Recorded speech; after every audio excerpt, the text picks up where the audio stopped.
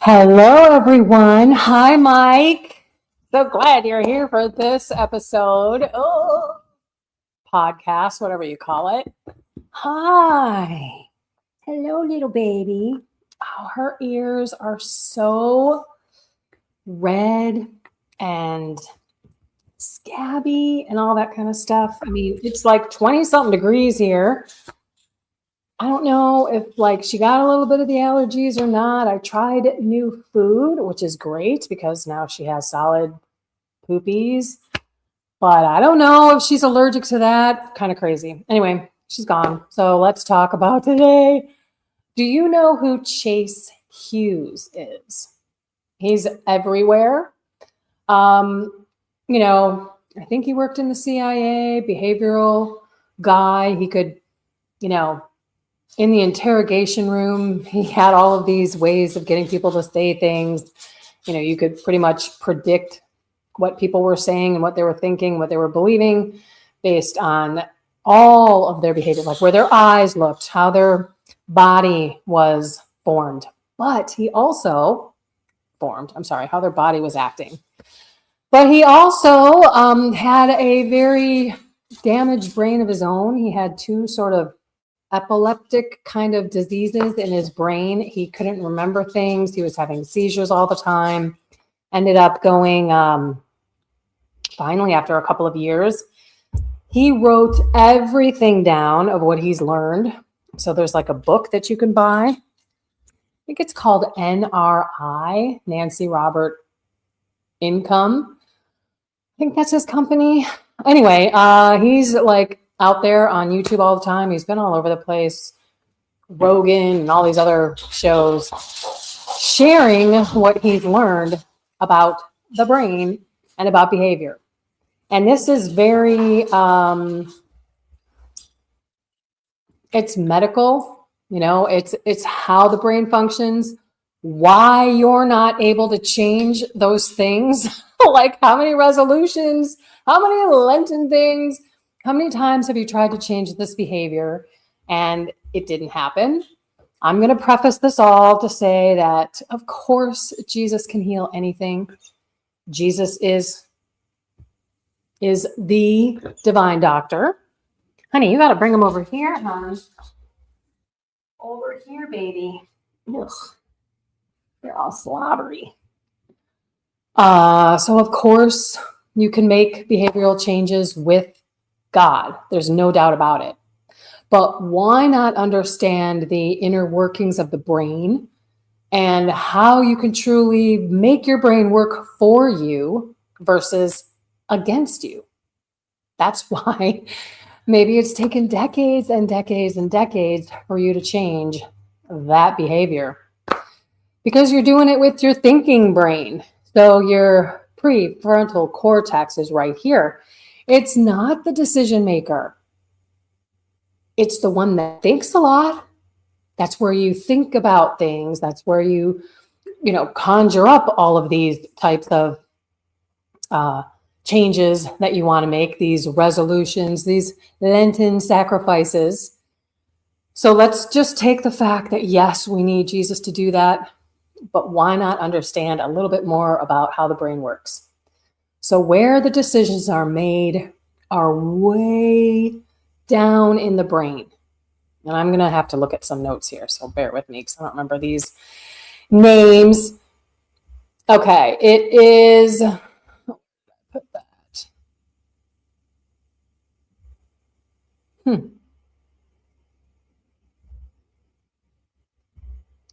Gosh, I swore I wrote that down.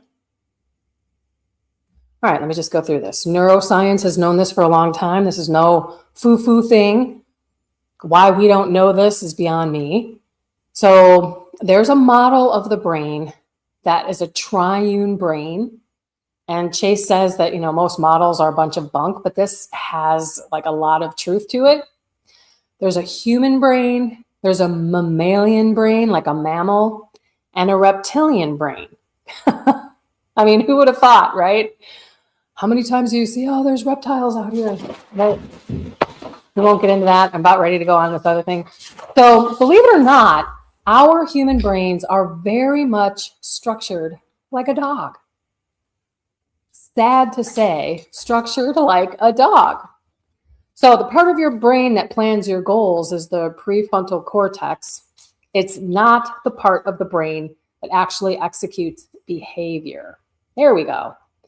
We make decisions way down in the brainstem, the basal ganglia, and our limbic system.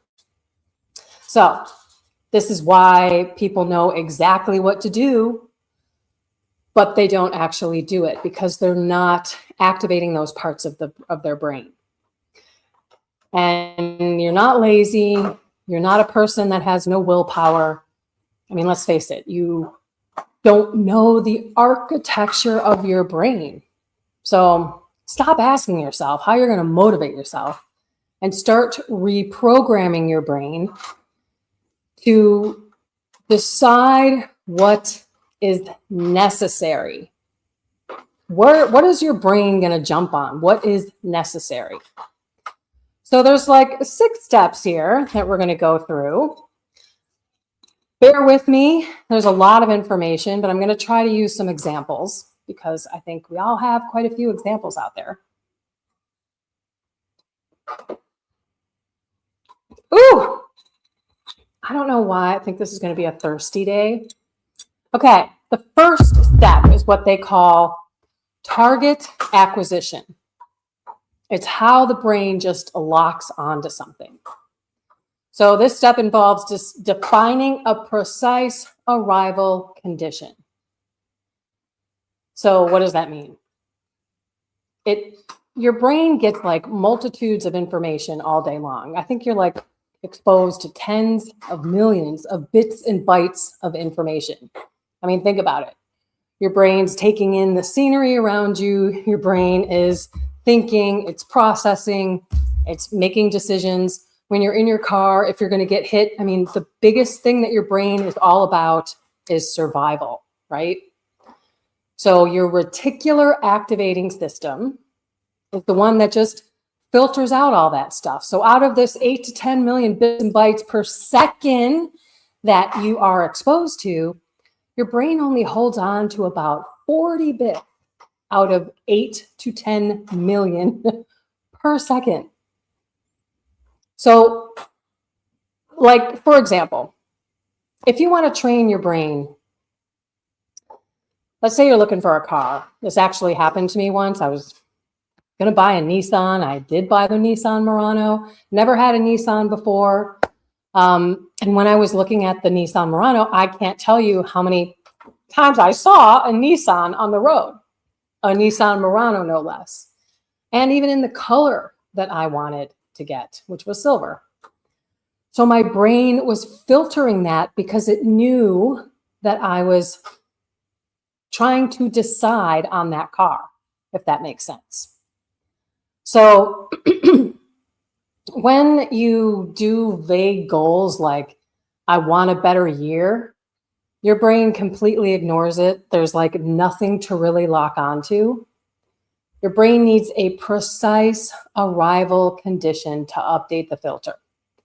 So the lower part of your brain has no idea what the English language is, just like your dog. Your dog may learn a couple of words, sit, stay, come, those types of things, no bark. But they're actually not learning the word, they're learning the behavior around the word. So if I do this, I'm going to get a treat. If I do this, I'm going to get maybe reprimanded. So we have to kind of think about ourselves as mammals. So simply writing things, all these affirmations all over the place, which I thought were helpful. And, you know, if you were going to put sticky pads all over your house and you're trying to be healthier and maybe eat better, you're going to smack a few on your refrigerator. Maybe you'll put a few on your mirror in your bathroom, maybe a couple in your car. And I think that's helpful, but it doesn't get down to the decision-making part of your brain. A, it doesn't know English. And B, it needs to have like visual, sensory things being shown to it. So target acquisition is basically how the brain locks onto something. and we're influencing mammals. So don't think about English. So if you say something like, I want more money, it's a number, like that's the condition. Like, what does it take to arrive there? You have to teach the brain what matters, because the brain will work on survival and identity only. That's important. It wants to survive. It's going to keep you alive. Going to look at how to keep you alive, going to make decisions. You're in a car about ready to hit a tree. It's going to make your body move quickly, a survival mechanism. And then there's identity. So even sometimes when we want to be a different person, like I want to work out and be strong and eat healthy and be disciplined, that's not what our brain is identifying with, because for the last 10, 20 years, we haven't done that. All right, hang on, let me go back to you guys, see if there's any questions here or comments. Yes, it's important for people to know how the brain actually works. Hi, Kendra, your topic sounds interesting. It is. I hope I'm going to explain it okay, and I'm not going to try to go too fast because there's only 6 points, so I can elaborate on some of these. So again, the first part is, what is that future you? And then there's a second part too, and we'll get into this. What happens if you don't do what you need to do to make it to your future you? And it's really bad. You have to make it so your brain understands that if I keep going in this direction, this is what's going to happen. And I need to survive, so I need to go in the good direction that we're going to get into in a minute. So the second one is threat modeling. So fear is not the enemy here. Neuroscience is crystal clear that the brain is not optimized for happiness. It's optimized for threat performance. Like, we don't move toward pleasure. We're more apt to move away from a threat.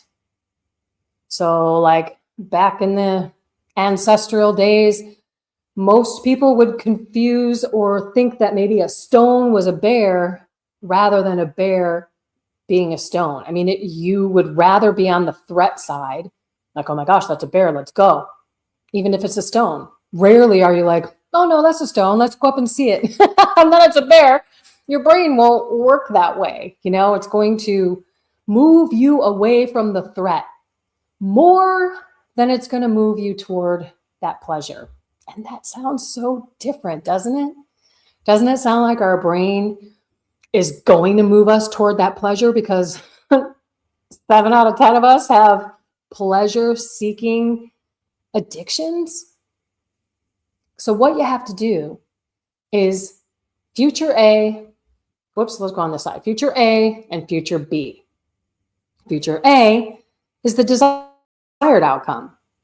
And you're going to describe it vividly. You're going to go online. Okay, let's stick with the whole body thing.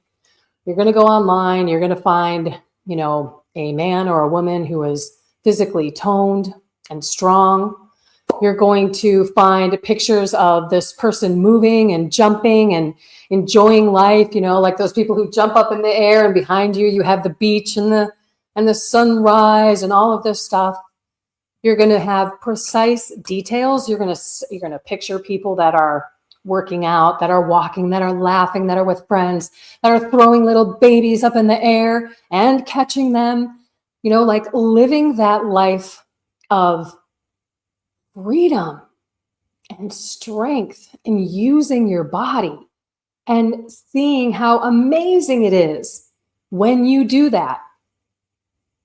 So you're going to evoke this calm and confident type of person by going online and finding pictures, putting together like a visually appealing, desirous you.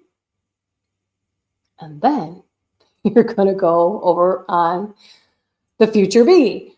This is the failure trajectory. Nothing changes. Old habits persist. And this future has to be uncomfortable. Like so uncomfortable that your brain is wanting to avoid it. It's that threat avoidance. So you're going to go find pictures of unhealthy people, people who are overweight, people who are laying down, who can't barely move, people who are in a wheelchair, people who are in the hospital, people who, are in dark, sedentary places, just watching a TV. You can find plenty of these pictures of what you will be if you continue to not go in this direction. So loss aversion is the strongest than any reward. And that's only when you visualize success. You're missing half the equation. If you only visualize success and you don't have this other piece of what is going to happen if I don't change. So the goal is to make staying the same feel unsafe.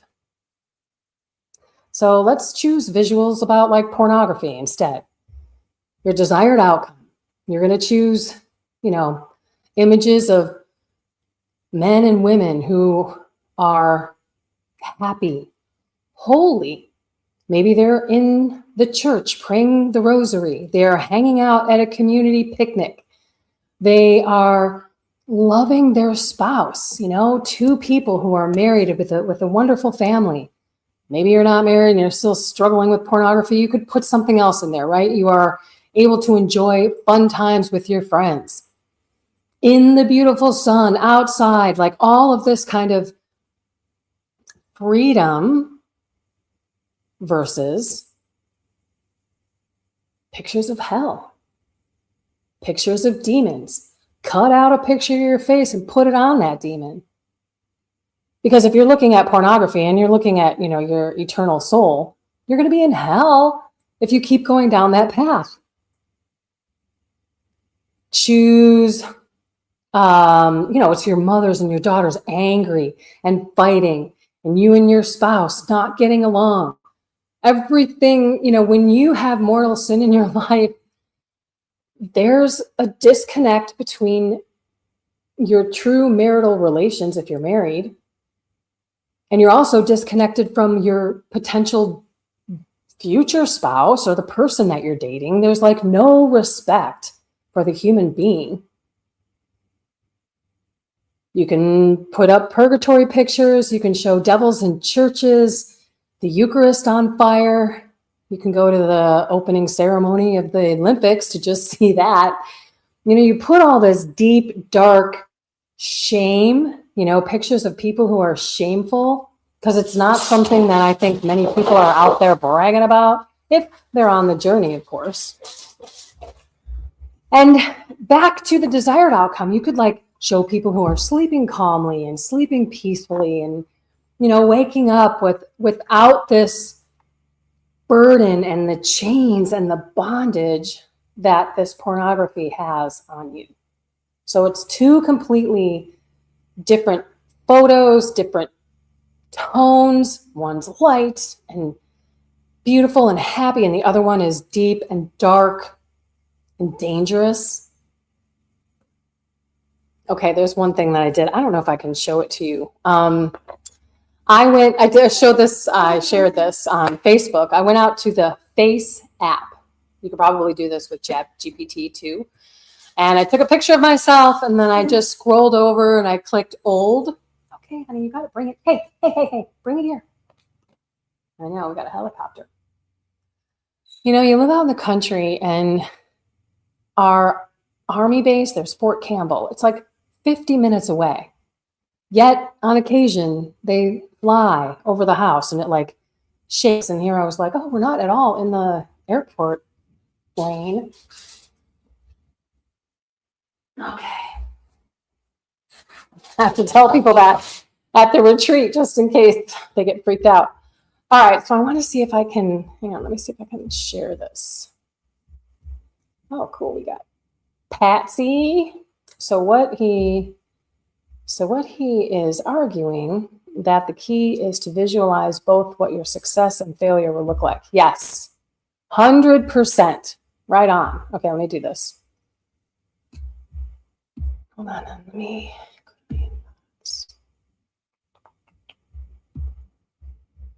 Okay. Boy, I don't know if I can.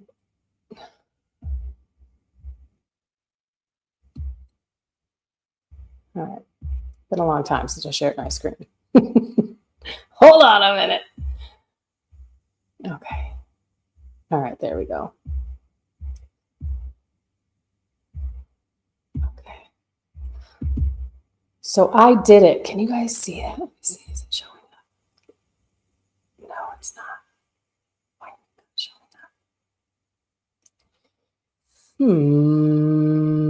up? Oh, it is showing up. Okay. What does the face app consider old? That's a good question because I did it. That's a really good question. And maybe you can do something, more precise in your chat GPT. But I took a picture, scrolled over to old, push old, and this is what it showed. And I'm laughing because I'm like, oh, that kind of looks like me right now. I didn't have this really negative. That's not too bad. What do you guys think?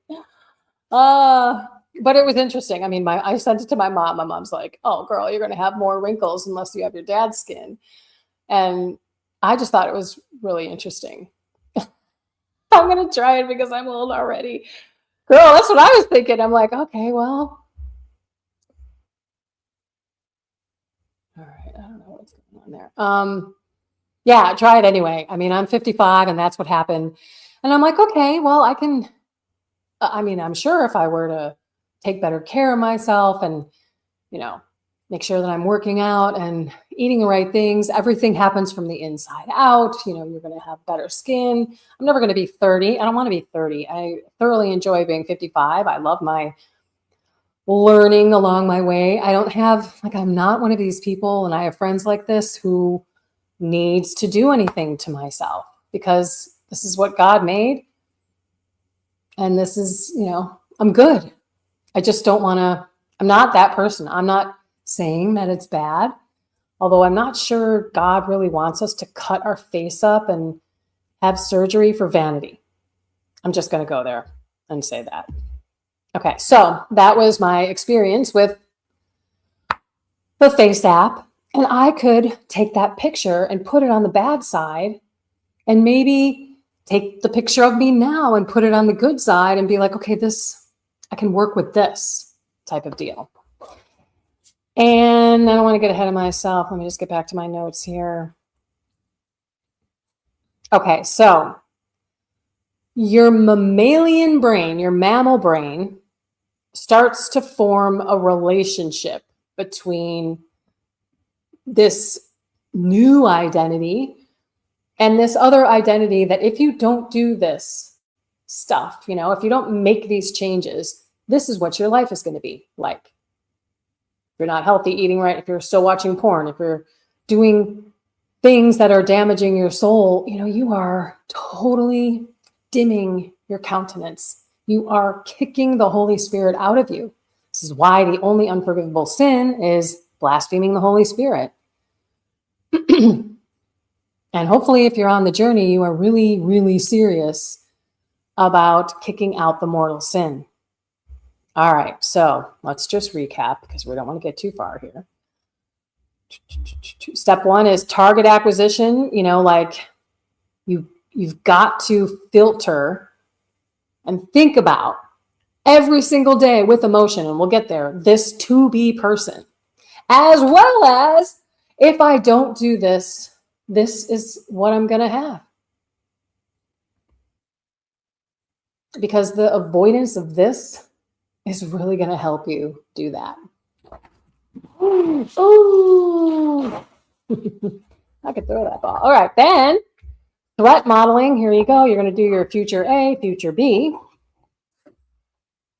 And identity engineering is next. So your habits follow your self-image. The brain will violate logic before it violates your identity. This is called cognitive dissonance. Sierra, come on. Oh, I know. Got 3 bags of treats over here. You want a treat? Do you want a treat instead?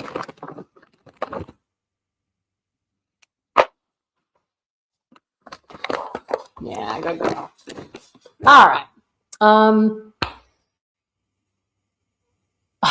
I'm just going to use cognitive dissonance is everywhere.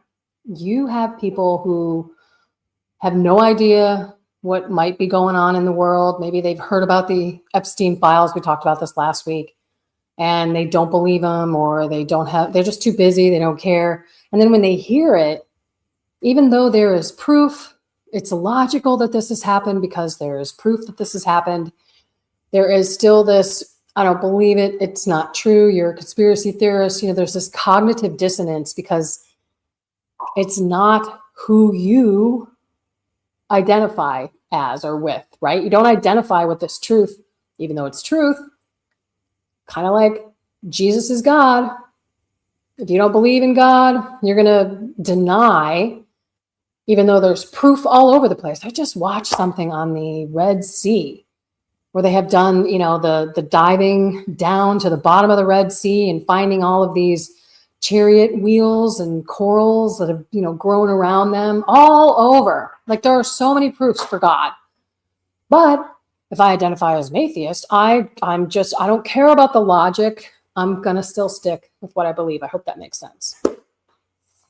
So your brain will totally violate the logic. And I'm sure you've been with someone where you're like, seriously? Like, do you see the forest through the trees? Can you really not see that this is happening? Like, how much more proof can I give you? It's their own cognitive dissonance. Flat Earth, spinning ball. Grew up with this, thought I knew.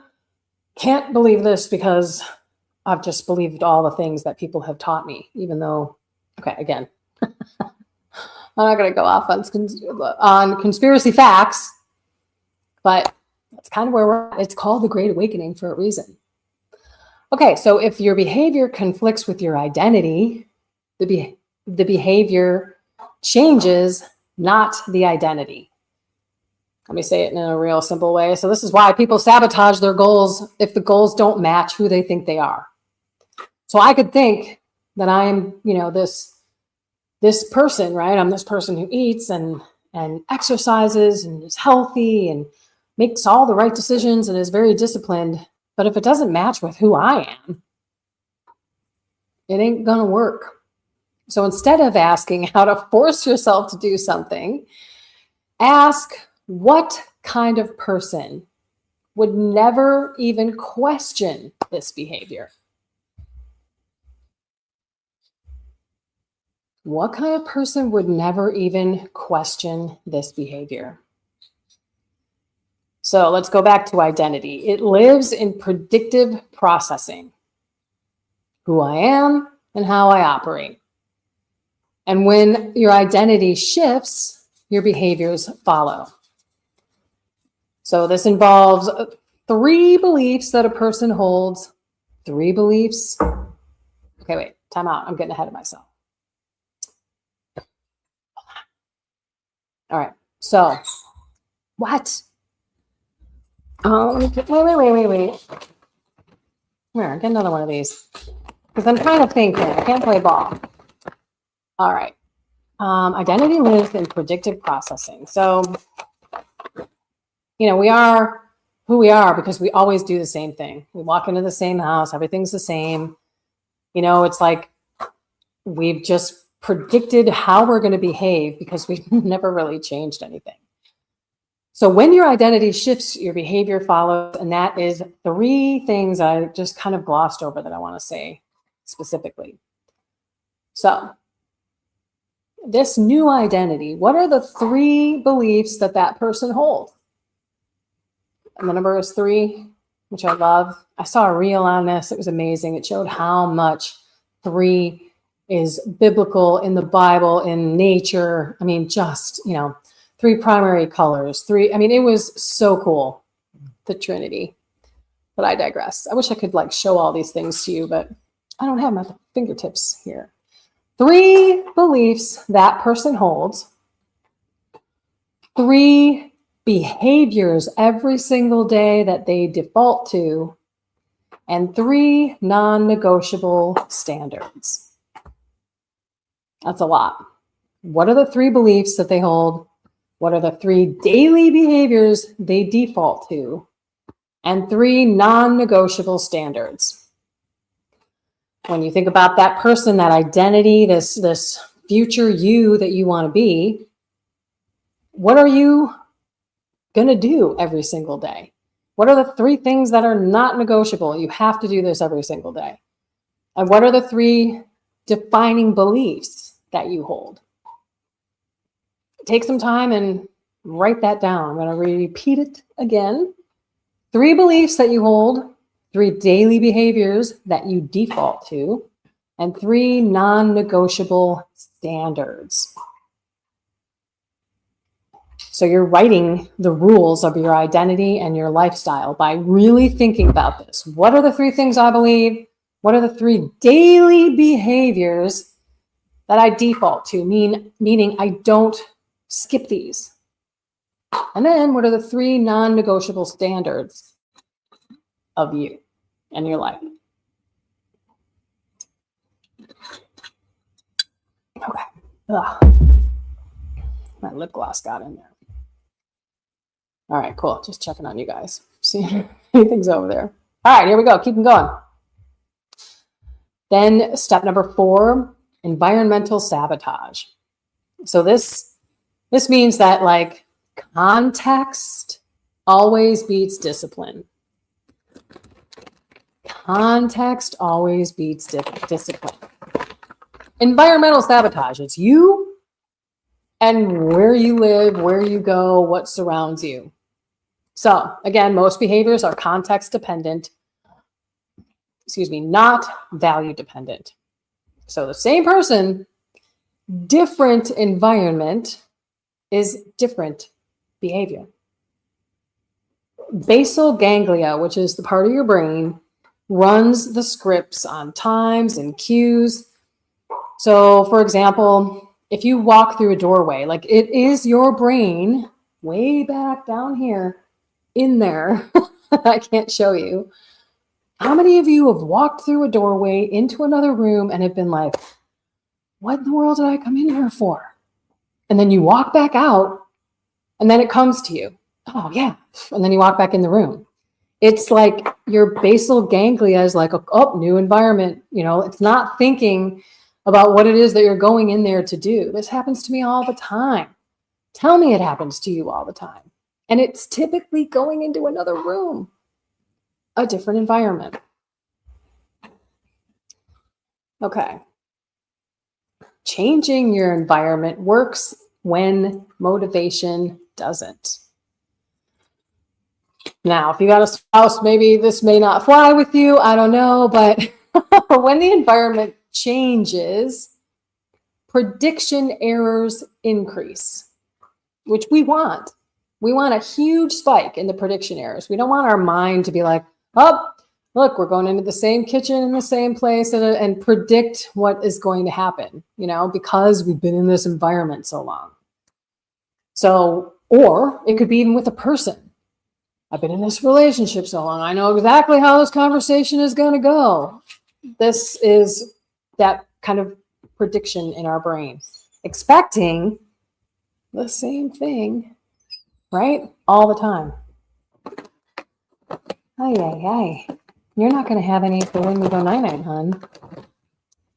Okay. So again, we want the spike prediction error so that we make the brain plastic again. And it's allowing for new neuron connections. This is why people can change pretty easy when you're on vacation, for example, or you take a trip, you're like changing your entire environment. Maybe you're getting up and you're working out in the mornings, you're eating better even though you're on vacation. We need the neuroplasticity and we need to reconnect neurons and divorce and disconnect the ones that are connected today. You know, it's like doing the same thing and expecting a different result doesn't work. You're going to stay in this state. So, deliberately disrupt your environment. So, change like your physical layout of your house, change visual cues, your routines, your clothes, your schedules, to repeatedly signal your brain that things are different so that you're disconnecting and reconnecting neurons in your mind. I don't know how easy it is for you to change your physical layout of your house. It was funny. I was talking to Chef Ray, who is the chef for the Soul, Mind, and Body Retreat. And she was like, I'm like, I've got to get so much stuff over here. Like, we were over there. I'm like, okay, here's a thing of paper towel, toilet paper roll in case you have to go to the bathroom, and a plastic garbage bag. Here we are. You know, I had to get soap and all these things. And she made the comment like, you know what, you should like live here. And then you can make sure that everything is over here. And I think, you know what, that might be a good environmental change once I get a bed over there to just, you know, have something totally different. And therefore, I'm not walking into the same old, same old. It may be difficult to physically change, but this is where you can have visual cues, like putting your little montage of visual things that you want to be, visual things that you are scared to stay in, because your brain, again, doesn't know English. You could speak it and read it, but you need to see it visually. All right. Step 5, the mammalian brain reprogramming. Again, we are looking at a mammal's brain. Think about your dog. If a dog doesn't get it, you're not going to get it. All right, so this involves reprogramming, again, the lower side of your brain to set goals correctly. So it involves conditioning. Some people get weirded out when they hear the word conditioning because it's like cults do it. You know, you can be conditioned, brainwashed to certain things. But coaches do it, mentors do it. So don't be afraid, because technically you're already conditioned, just not in the way that is benefiting you. So the brain learns through repetition, emotional tagging, social reinforcement. Sorry, this is loud. Let me get this out here. You don't want that one, huh? Wow. Wow. Okay. Your brain learns through repetition, emotional tagging, social reinforcement, and perceived authority. So these spell out the word fate, focus, authority, tribe, and emotion. So we want to weaponize fate. Focus, constant visual exposure to your goals. Not affirmations. You got to map it out visually. Post pictures everywhere. Might be weird, but do it. If you really want to make that change, you got to do it. Authority. So you're getting proof that your nervous system respects, such as perceived authority. So, you know, if I'm trying to eat carnivore, I'm going to watch carnivore people online. If I'm trying to do something medically, I'm going to think that maybe someone that might have a lab coat on, although after COVID, I don't look at that anymore. But you're going to go find the people. You're in the Catholic space. You're trying to be holier. You are going to watch priests, right? Your body is going to know these are experts. They're perceived experts. So you're getting your authority from the right place. Tribe. So being around the people who expect you to be that desired person. You know, like you're supposed to show up in this way. Probably because they are. I don't know if you've ever tried. Okay, hold on. I don't know if you've ever gone to the gym or made new friends. Could be on the journey. There's something cool, amazingly cool about finding new friends on the journey who expect you to be holy, who want you to up your game, They're like, you can leverage, this like social expectancy by hanging out with the people who are this. If you're still hanging out with these people and you're expecting yourself to change, good luck, because you don't have the right tribe around you. Tribe is really important. Doesn't mean that you have to diss all your friends or cut off all your friends. In some cases, it might be. And in my case, when I changed, I didn't have a lot of like a quantity of friends. I had a good core knit friendship group, and most of them are still there. Some of them have totally gone, and that's okay, because I was changing, I was growing, and I didn't need to be hanging out with this anymore. Go find people that you want to be. Okay, emotion. This is huge, because none of this works if you don't have emotion attached to it. So by making your future self visible, you can see it. You're making it personal. You're making it real. You're developing a relationship with that new identity. Maybe you can write yourself a letter like, "Hi, future me. I'm so happy that you are this, and as a result, this has happened and that has happened and all of this," and you put it away, look at it in 10 years or something, put it somewhere that maybe you'll find it in 10 years. You spend time looking and committing to the visuals of the future you. And then, you're going to be more emotionally attached to those, because hopefully, it's loud. Hey, hopefully you're sick and tired of being sick and tired. Okay, so again, fate. Focus, constant daily visual exposure to you, your new goal. Authority, getting help from people who know how to get there. Tribe, hanging around people who expect you to show up in that desired version of yourself. And emotion. Make it visible, personal, real. Develop that relationship with this new you.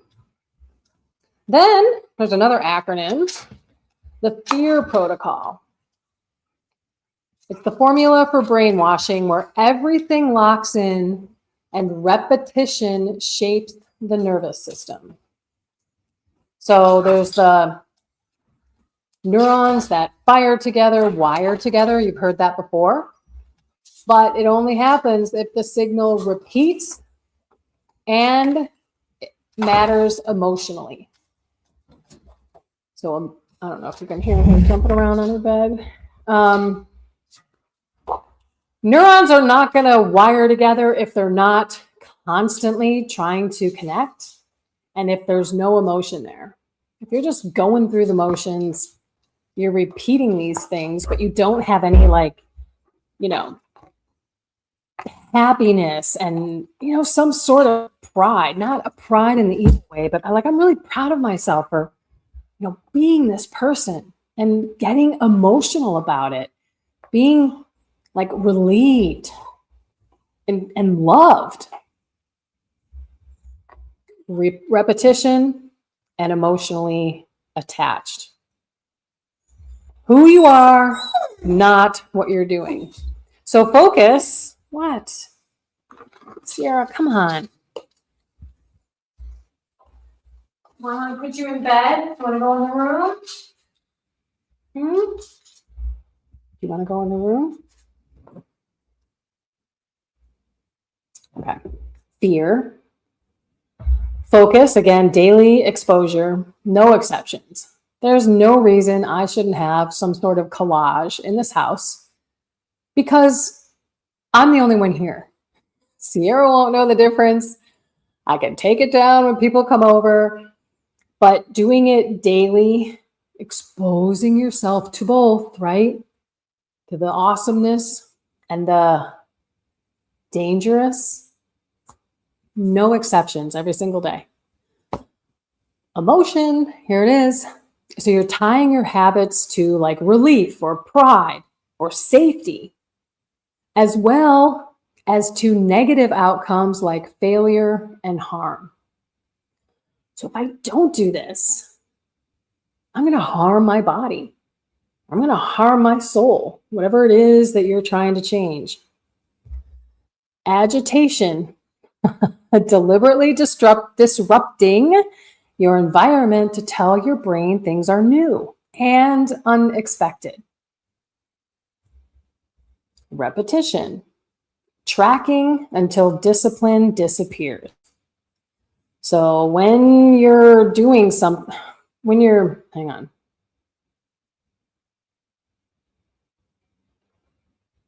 All right. So in the beginning, you need discipline, right? It's difficult to start a new habit. But after you continue to track down that, keep doing it, you keep doing it, then it becomes a habit. This is why Lent is so amazing at 6 weeks. Depends on what psychological book you read. But I think 6 weeks is a pretty good amount of time if you're doing it every single day to form that habit. So first it's discipline, and then it's just doing it and continuously doing it. And then before you know it, you are that person. It's you who are that person. It's not what you're doing. That makes sense. You have become that person because you continuously do it. But after a while, it's not just what you're doing, it's who you are. You become that holy, healthy, happy person, right? Versus over here. So repetition without emotion is just noise, and emotion without repetition fades. When both are present, the brain updates its model of reality, making change easier. All right.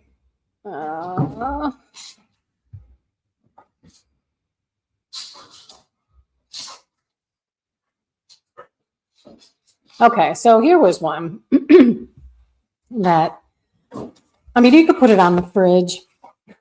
I mean, a lot of our decisions are made in the kitchen, right? So,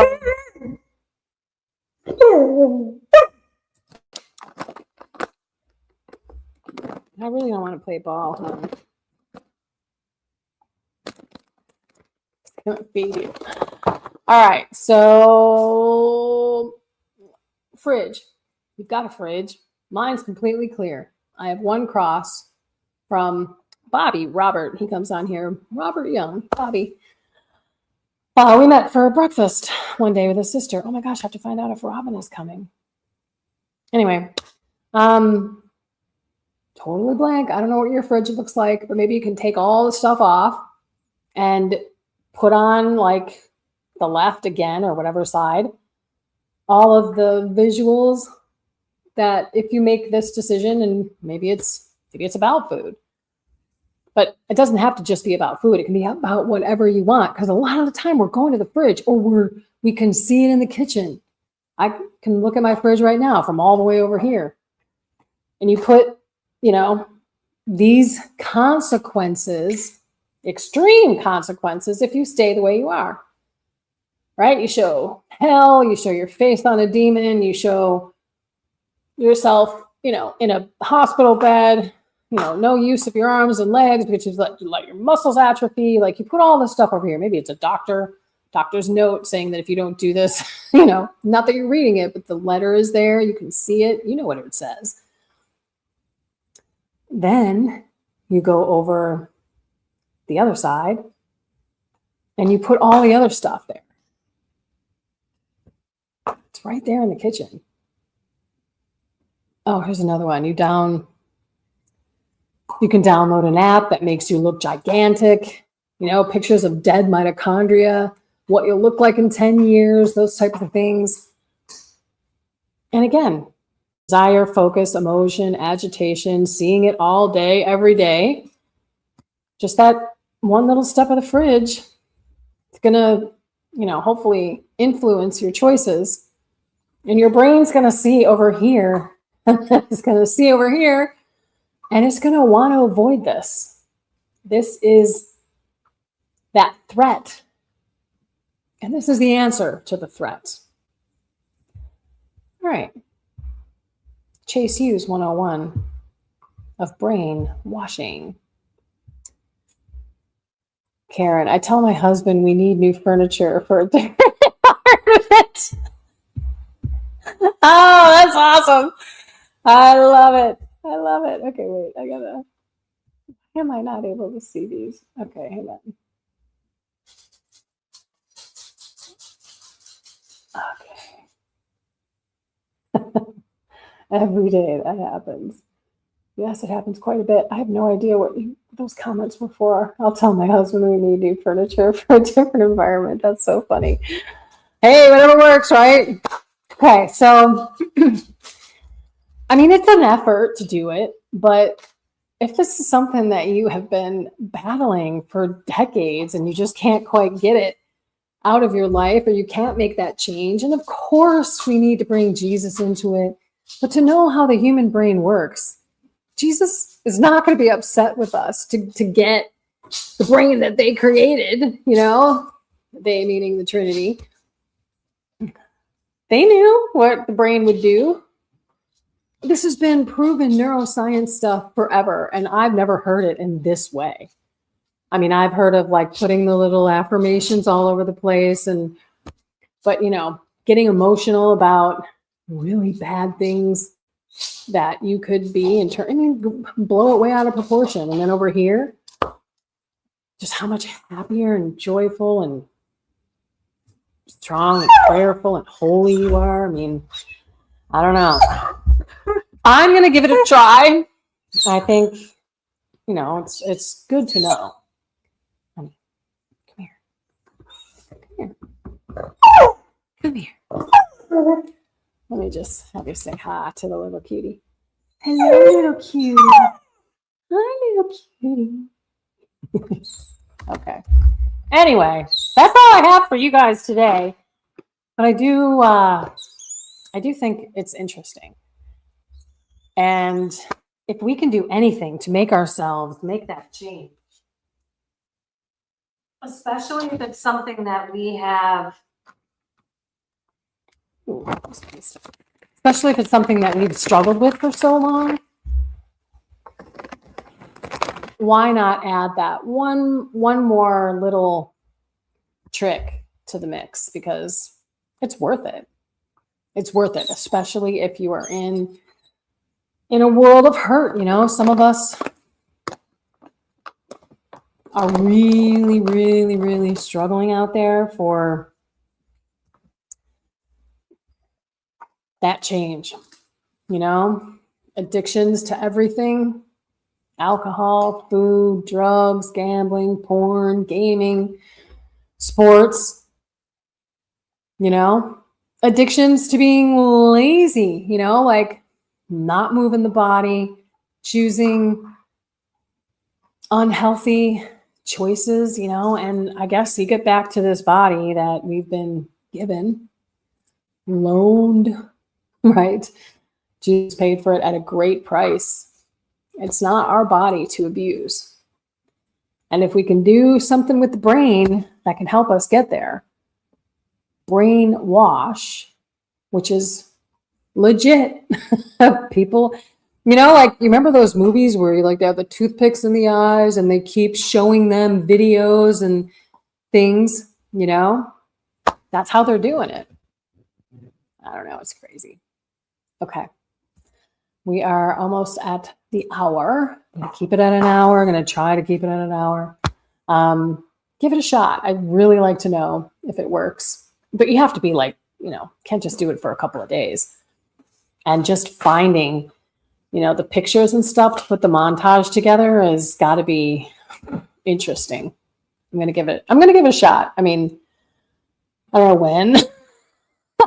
Just sitting here with my old retreat. I'm like, I don't know when I'm going to put this collage together, but